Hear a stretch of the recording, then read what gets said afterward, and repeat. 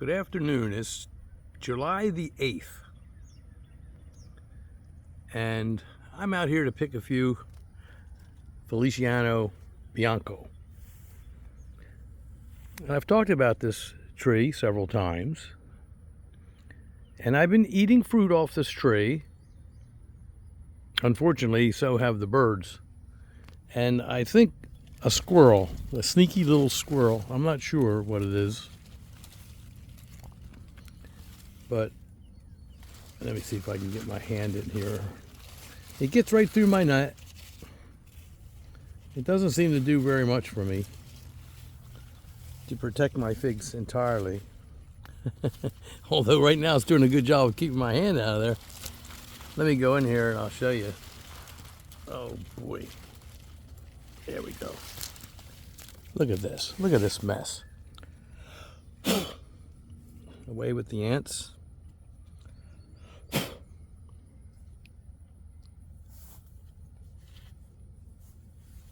And something's getting in there. Geez, look at this. What a mess. This happens when you grow figs. But something's taking bites out of my Feliciano Bianco.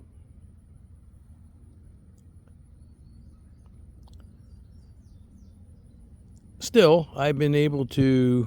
Look at that. There's another one that they damaged in there. Look at that. Look at that. Right there. Look at that. That's terrible. And they're just taking small bites out of it, nibbling on it. I don't know if it could be some kind of a finch bird, but I'm not getting any birds caught in the net. This doesn't happen very often. But I'm still getting plenty of fruit. In fact, I could cut that part right off there if I want to. And I will. Wash it. And it's still edible. It's still nice and ripe. It's a nice one. Let's see. But I have a lot of nice ones in here. If you look in here, you can see. Nice ripe figs. Here's one that's very ripe.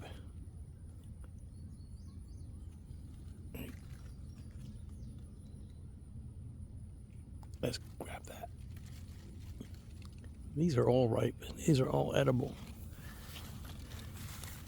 Nice, beautiful, plump.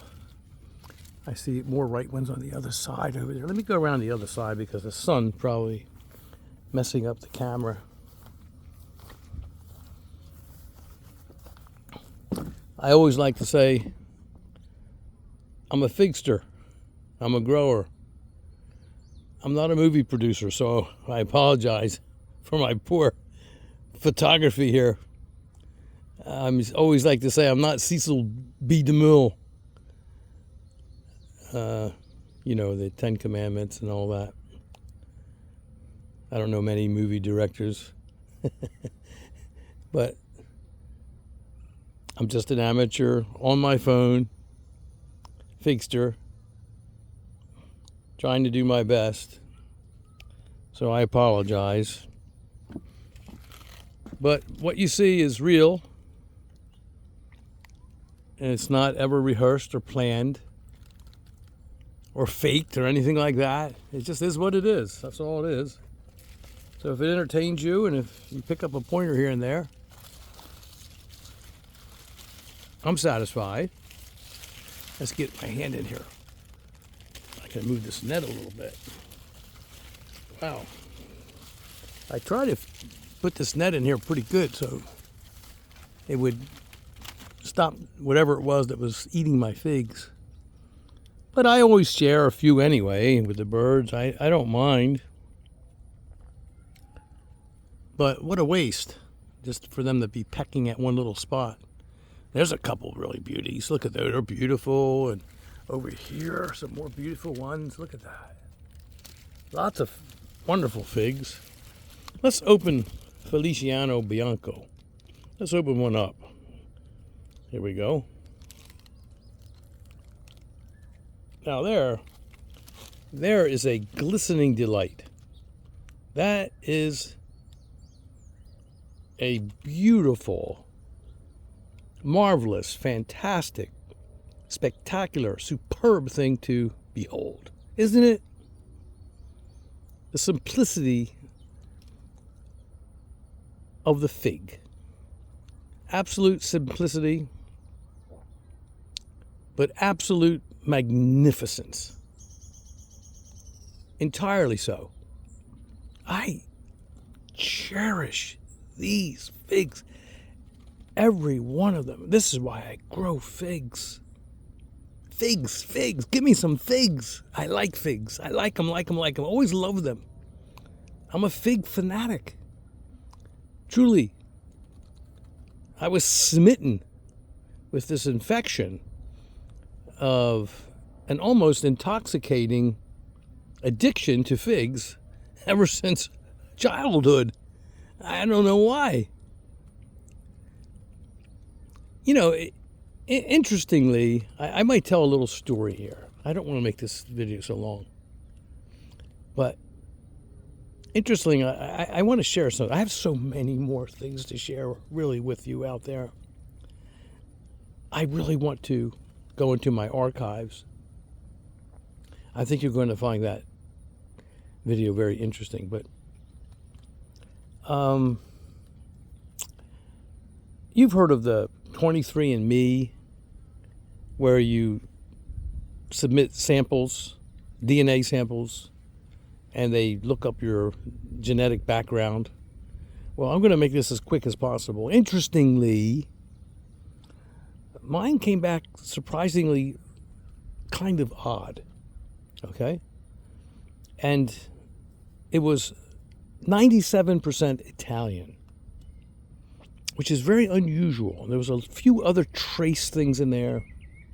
Phoenician, Egyptian, a little bit odd. A few other, very small percentage they were. Well, they would be just 3%. They would combine, make only 3%. And it was Southern Italian, too.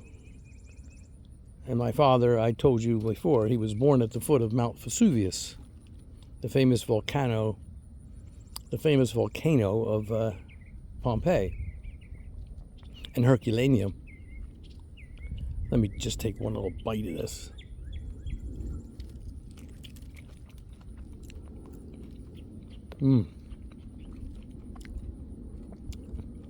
That is so good. This is a good fig for you to grow. Trust me, in your yard. If you're in 7A, 7B, warmer, this is a good, look at it. Look how prolific it is. There's figs everywhere you look. There's Breba everywhere. Look. Of course, this is a San Pedro type. Look at that. Look at that fig where they got to it. Look at it. Well, I'm going to eat all of the right ones today. I'm going to bring some in to Debbie.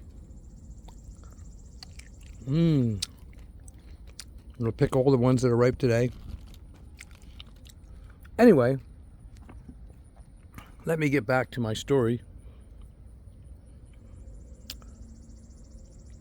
It further delineated my genetic heritage to a small group, this is what it said, of the original 10,000 or so that they've been able to trace back that were genetically responsible or regionally responsible somewhere in Europe, in the Italian area, in Italy,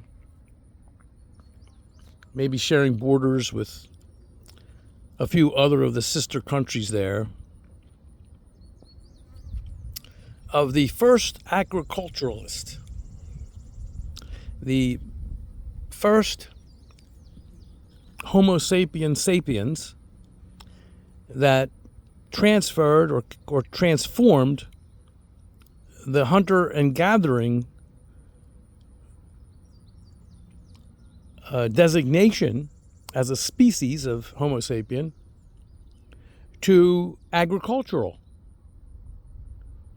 So they were the first group that they've been able to genetically prove that goes back about 10,000, I guess it was 10,000 years, but not 10,000 individuals, 10,000 years.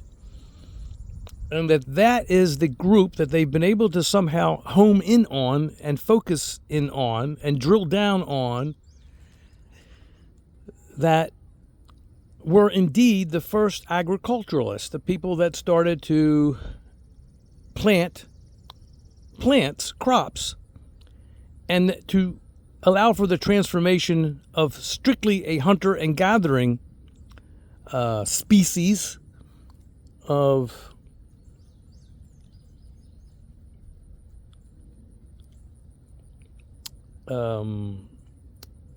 human beings to an agriculturally based civilization. Civilization was able to emerge because of agriculture. It was agriculture that was the key component that allowed for Homo sapien, for our species, to transform from a hunter and gathering, a strictly 100% exclusively hunter and gathering species, to a agriculturally based species, which allowed for the advance of civilization. And then, of course, they picked and chose their locations near rivers and such. And, of course, we all know about the Nile River and all that in Egypt. And here we are today, 10,000 years later. And it's interesting, though, that my genes were associated with that group of individuals. Now, how they did this or how they do it, how they pinpoint it, how do they focus, I don't know. But that's in the presentation, very clear. And I'm just wondering, like, does that have anything to do with my obsession with growing things? Is it something that maybe is inherent in our genetic lineage, you know? Does it come along with that?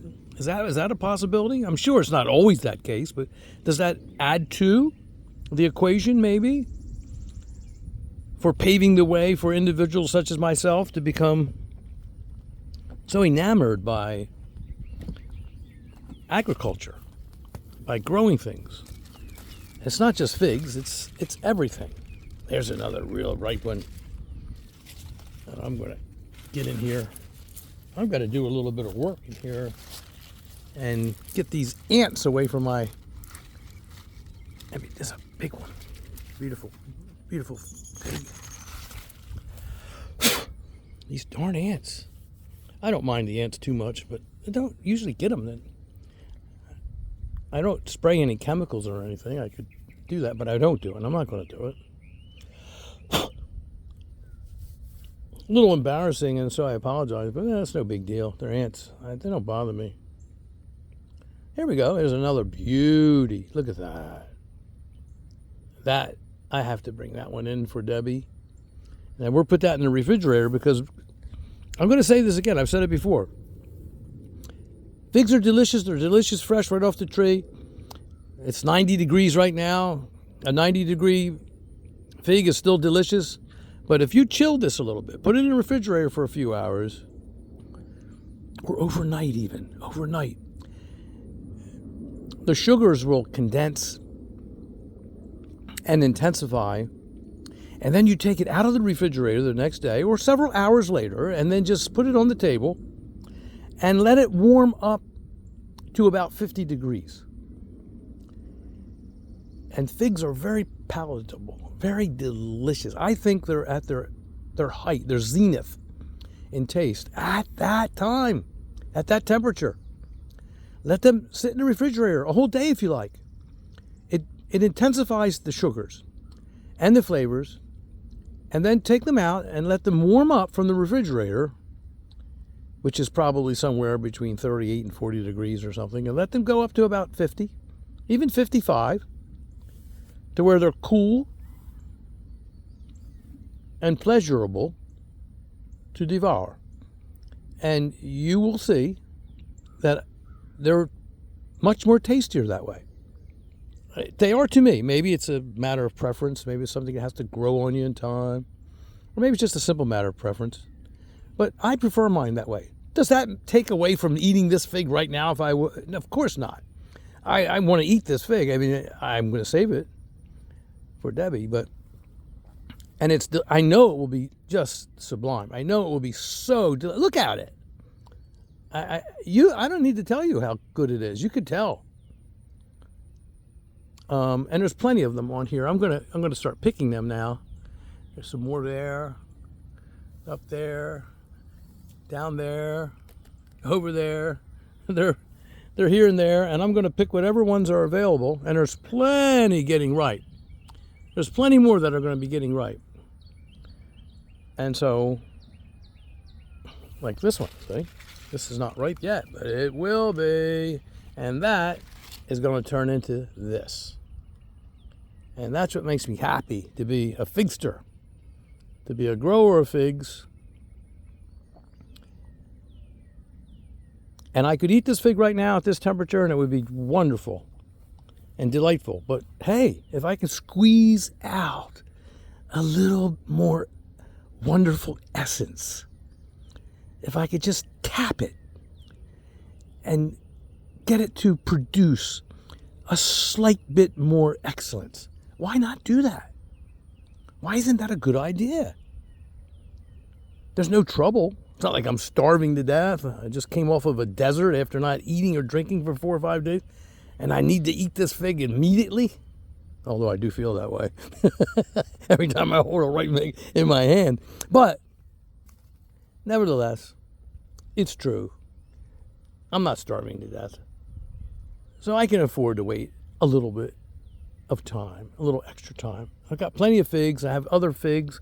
I've got my Peter's honey, which have almost all gotten ripe, all of the brie, but there's still some. In fact, I could put you on hold and show you them, and we could compare them. That's a good idea. I just picked 3 of them and put them in the house. I brought them to Debbie. Maybe she devoured them. Maybe she didn't. Just hold on. Okay. We're on our way to see what happened to those 3 figs I just picked. Those, of course, are treasures. Oh, yeah, there's something else I want to tell you about those Peter's honey, because the quality of the Peter honey Briba is extremely important if you are going to be able to fully extract the perfect experience from devouring them. I have a video that I made about a while back, and I apologize for the delays of posting. And you will see that I picked the first. That's coming soon, tomorrow probably. I should have released it today, yesterday, today. I've just been running around. But the first fig wasn't really good. It was halfway good, and that part was good. The other half wasn't. But in order to fully appreciate Peter's honey, you want to get them nice and big. This is the Feliciano here, but it's not quite ripe. This one, this Peter's honey, but you can see it's a very large fig. You want to get them like that. I don't see any growers doing it. Again, I don't see many people actually having Peter's honey in the ground and growing it to the point where they have big, huge Briba like that. And those are the ones that are just magnificent and exquisite. You can see them up there. Big figs. I'm going to show you a few that I picked. They got to sit another day. There's some more over here. Let's get through these trees. This is always fun, walking through the trees. I like this. I always bring in my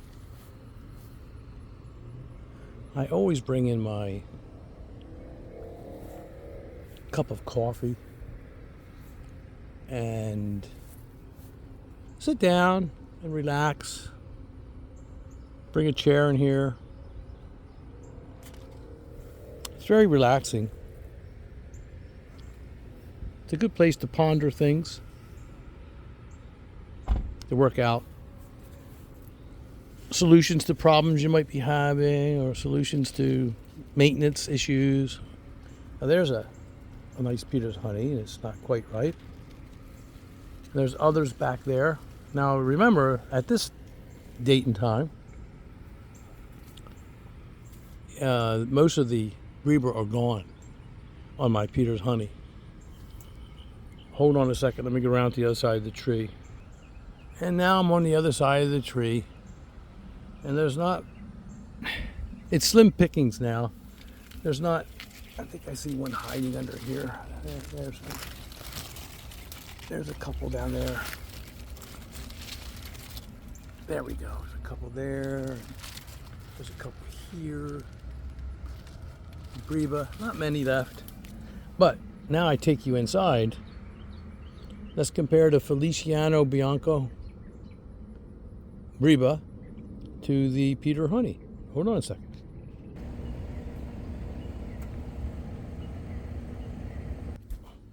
Hi Debbie. Will you will you grace my video for a second? I'm looking for the Peter's honeys that I brought in. Now, 3. Okay, wow. Are they the ones you're looking for? Yep. Can you put them right here? Okay, I just said I was going to compare. Here's the Feliciano Bianco. little plate. And here are the very ripe and what will be very delicious Peter's honey. Am I here? Hey, you little rascal, what are you doing? Hey, little rascal. Okay, let's cut that one. Can you cut that one in half for me? And we'll cut this one too. This one's not chilled. Which one's this? That's Peter's honey. There we go. Peter's honey. Wow. Do I love this fig. I love this fig so much. And then can you cut that one? You can't have that. Hey, Poppy. You can't have that. I know you want a little bit of fig, don't you? I know you do. Well, You can maybe have a little taste. You can see the difference in... Oh, Yeah, is that right. a little ant? Yeah, ant. Oh, goodness. Wait a minute. I got ants Look at out that. there. I got to fix that problem, but it's all right. We're good. Yeah. That looks...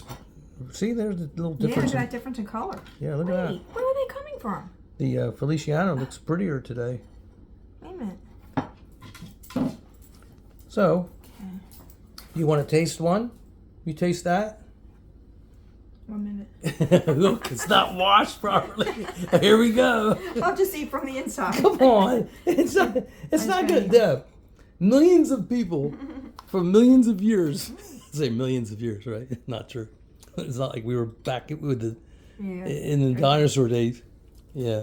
What'd you think of that? Delicious. Oh. I just ate the inside. I didn't. This Wow. one, I don't know. I'm going to see where they were coming from. This is a natural moment Wait a minute. in the lives of Lou and Debbie Where were Monkey. those ants coming from? Oh, they're nothing. uh, Ants are nice. not really. They're nice. They're I'll nice eat this little- outside, but I don't want them on my food. Man. That's really good. Can you imagine if that was chilled? And Yeah. so cut that. I don't know. I'm They're taking both good. Yeah, they're yeah. Oh, the Peter- goodness, I think- I'm sorry, Pop-Ups. I would think that they're both very rich. I think that Peter's is just a little bit richer. That's riper than this one. Yeah. Oh, I'm sorry. You can't have them. It gives you a bellyache. You can. The Let's give her a little piece. very little, because She wants to partake in this ceremonial you missed. You haven't had celebration figs of for a long time. Here you go. fig enthusiasts. Oh, that's good. How was that? Oh, you love that, huh? Was that Oh, good? you want Oh, more. wow. She wants more of that. Oh. We'll give her a little piece She's of a this one little- too, no, I don't Mom. want to give her too much. Okay. Just a little piece, maybe? I wouldn't. She'll get a bellyache. Oh, she won't. Sensitive Not a little stomach. bit. Here we go. Okay. She loves She's a that. little fig girl. All right, I'm back outside. Here's some fresh zucchini from the garden.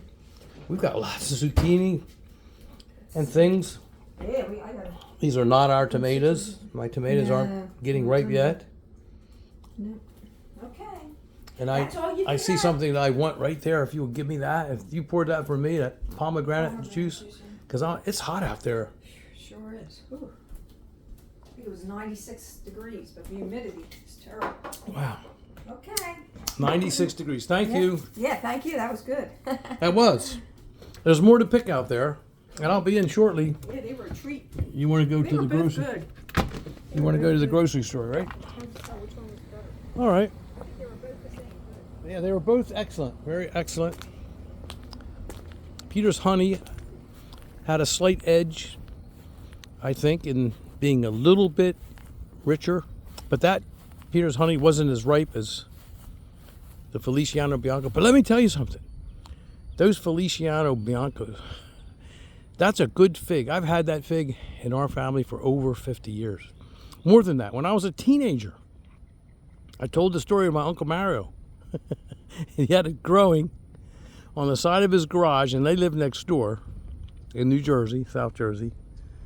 And when he would go to work in the daytime, during the fig ripening season, I would sneak over and eat a couple of those. You know, he had that tree, and he had another tree, which I call the Valle San Juan, which belongs to a different family of figs, the Adriatics. And yeah, I ate a few. I have to confess now. Poor Uncle Mario, if you're listening to me from heaven, I'm sorry. I couldn't resist the temptations. And he would come home and he would just, once in a while, I would hear him from a distance. I would watch him from my house, which was next door. And he was, there's those damn birds. They eat my figs. Well, anyway, having fun here. And with that, I'll end this too long video. I'm having a lot of fun. My cucumbers are doing really well. They're making little cucumbers now all over the place in there. My zucchini are, gosh, I mean, they're just producing. You saw how many, I mean, there's just so many. I gave some away to our son today, and we've been eating them as fast as we can eat them. And I've got some nice zucchini, and the parsley's doing good, and the peppers are doing really well. We picked a bunch of peppers a couple days ago and fried them up. Oh gosh, all different kinds of varieties. Nice, beautiful peppers. Look at that. Isn't that nice? Can you see that? Okay, and then we got a lot of basil, and we've made fresh basil twice now. And I love, fresh pesto from the basil. When you add the nuts and all that. And fresh olive oil, a little bit of Parmigiano cheese. So delicious on toasted Italian bread. And then you can add some garlic, a little bit of garlic oil that you can make at home, So I got to water these figs. I can tell, these tomatoes, they need water right now. So I'm going to turn on the hose, and they need water. It's been so hot, and I haven't watered these plants for 3 days. And so they need to be watered. So I'm going to do that. And with that, I hope you enjoyed this candid moment and the conversation. I always enjoy your visits. I'm looking forward to a incredible, fantastic, absolutely superb harvest. I'm sure it's going to be. I'm sure it's going to be delightful and satisfying, and that my fig trees are going to produce a great number of figs. I showed this fig, I don't know, in a video a couple weeks ago. Wait a minute. Let me move on to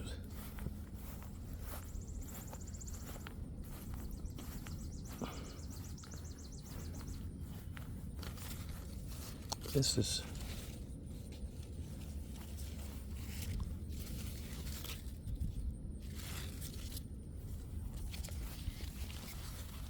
I had a little work to do it here. All right. Just thinking, I'm thinking, my brain's smoking.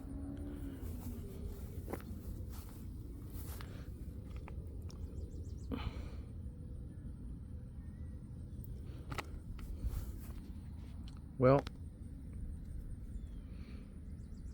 thanks for visiting today. I'm just looking over everything. There was a couple chores I wanted to complete before I went to the store, and I got to get them done. And I've got to water the garden. So with that, good day.